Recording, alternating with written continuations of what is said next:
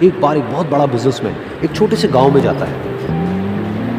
उसका प्लान होता है कि उस गांव में एक फैक्ट्री लगानी है। वो एक ऐसी जगह तक पहुंच जाता है जहां पर उसके सामने नदी होती है और उसके सामने गांव होता है। अब उसके पास में दो ऑप्शंस होते हैं। एक कि वो सड़क के रास्ते से घूम करके उस गांव तक पहुंचे, जिसमें करीब करीब 8 घंटे लगेंगे, क्योंकि डायरेक्ट कोई रास्ता नहीं है वहां तक पहुंचने का। दूसरा कि सिर्फ 20 मिनट में एक नाव में बैठ करके उस नदी को पार करके उस गांव तक पहुंच जाए। तो अपना टाइम बचाने के लिए उसने उस नाव में बैठने का डिसीजन लिया। वो नाव बहुत ही छोटी सी थी, जिसमें एक तरफ एक आदमी बैठा था जो कि नाव चला रहा था और दूसरी तरफ ये बिजनेसमैन बैठा हुआ था। तो नाव में बैठने की थोड़ी देर बाद उस बिजनेसमैन ने उस नाव वाले से पूछा, तुझे पता है तेरी नाव में कौन बैठा है? तो नाव वाले ने बड़े ही भोलेपन से कहा हाथ जोड़ करके, नहीं साहब मुझे नहीं पता आप कौन है। तो बिजनेसमैन बोला, अरे तू अखबार नहीं पढ़ता है क्या? हर दूसरे दिन मेरी फोटो आती है अखबार में।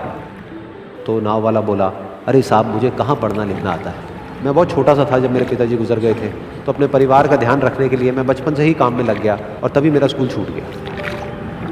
ये सुन करके उस बिजनेसमैन ने उसका मजाक उड़ाते हुए उसको कहा, तुझे पढ़ना लिखना तक नहीं आता है, ऐसी जिंदगी का क्या फायदा?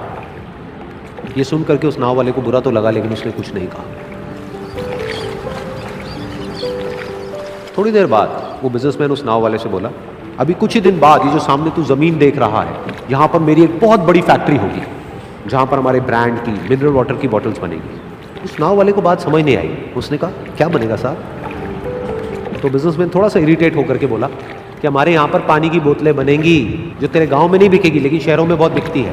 अरे कभी तू शहर